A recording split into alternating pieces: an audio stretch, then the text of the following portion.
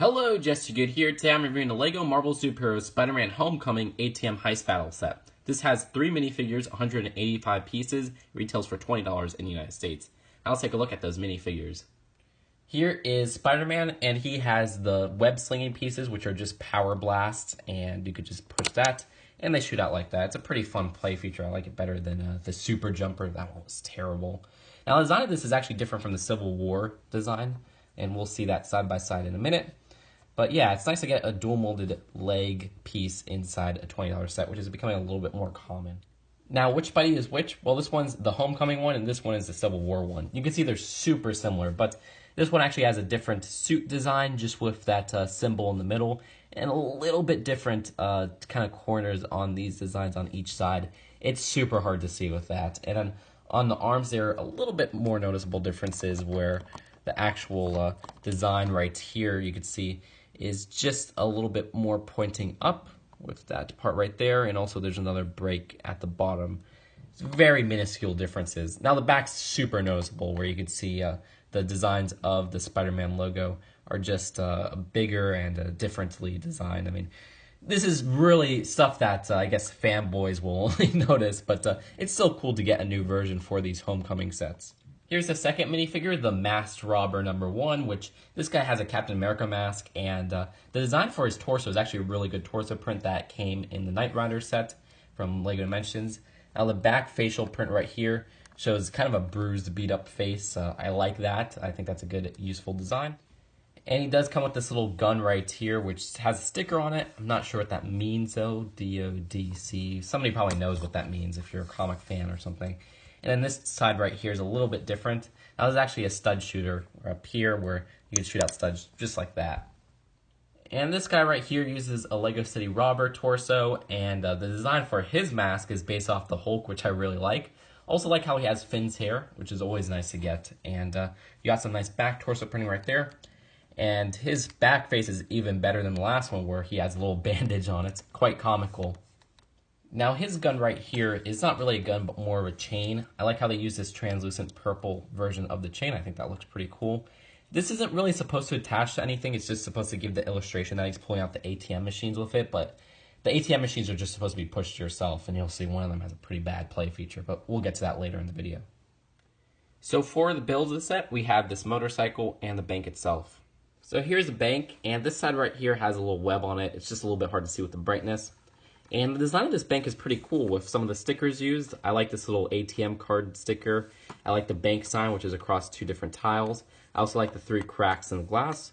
And that glass can actually be pushed out by pushing down on this part right here. And it kind of flies out.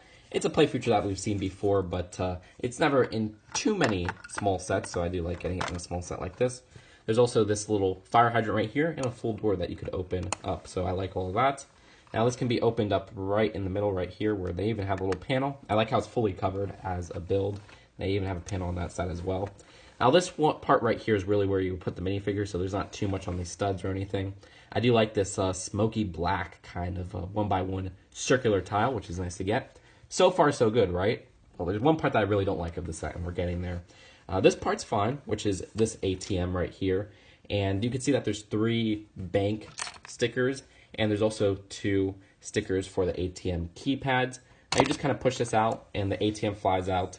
It seems like my money already fell out, but they do give 3 $100 bills. You can see that little stickered part right here. And those are just the same ones that they've been using since Lego Town. You could easily put them back here if you like, and you can see the little print right there. Those are always nice to get. And you can just put the ATM machine back. This is it, the worst part of the set. Really man, I was so happy with the set until I got to this part. It's a play feature, okay? And it's really not the biggest deal, but it doesn't work as well as it should. So this part right here is a little switch, and you're supposed to push down on that, and then the play feature is that the ATM kind of opens halfway, and the dollar bills are supposed to fly out. Well, it's so close to the ground that sometimes the little switch gets stuck. Now other times, I think I got to reposition it like this.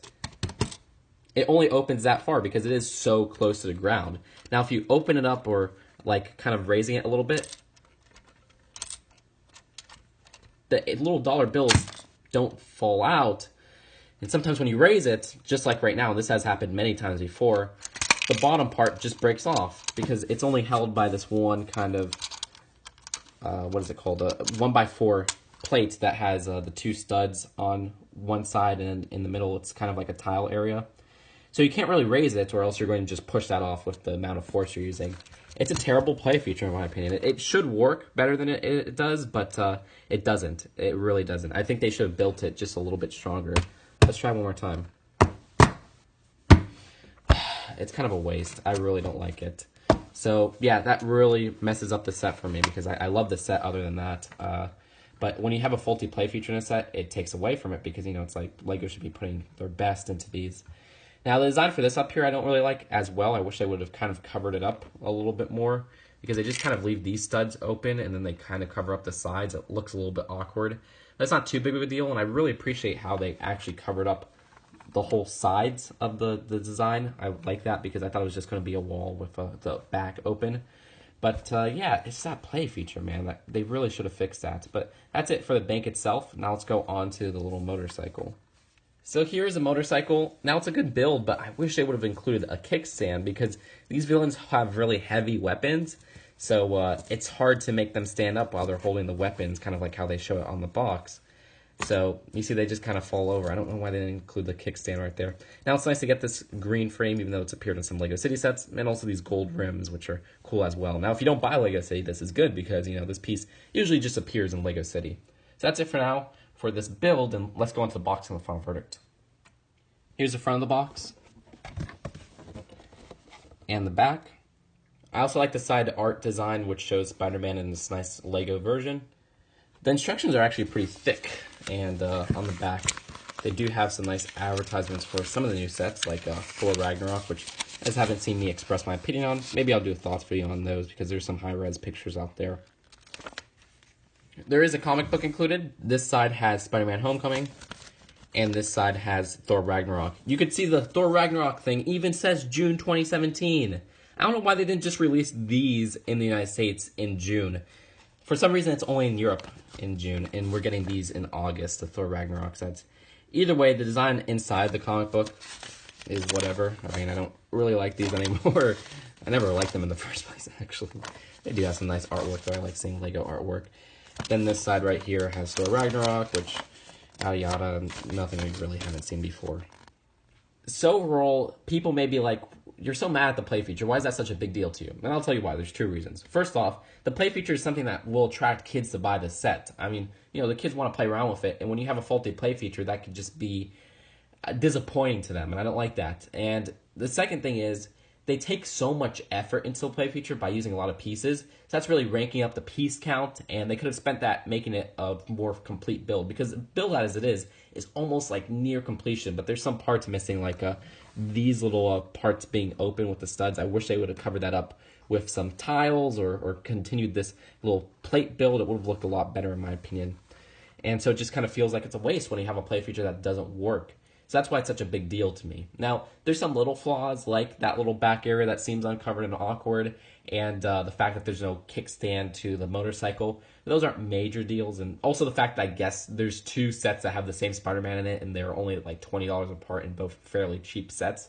I would have liked if one of them had an exclusive one, but I can't fault it too hard on that stuff. It's just really the play feature that's the main flaw of the set. But all that considered, it's still a great looking build. I mean, the bank is fun to open. It's fun to put in like a LEGO City. And it's a full-on complete build that I really don't see too often. Even in LEGO City, you don't have a back area that's kind of closed off. And this one is closed off. I like the minifigures as well, which will attract the teen and adult audience. So this is a set that spans different generations. And there's some great stickers in here as well, which is something I don't say too often. So I'll rate this set a B. I think it's a good set for $20. It's just that play feature is one of the major flaws of the set because it's so disappointing to see LEGO put to play features that just doesn't work or doesn't work as well as it should. So that's it for now. Hope you guys enjoyed this video, and I'll see you guys later. Peace out. Bye.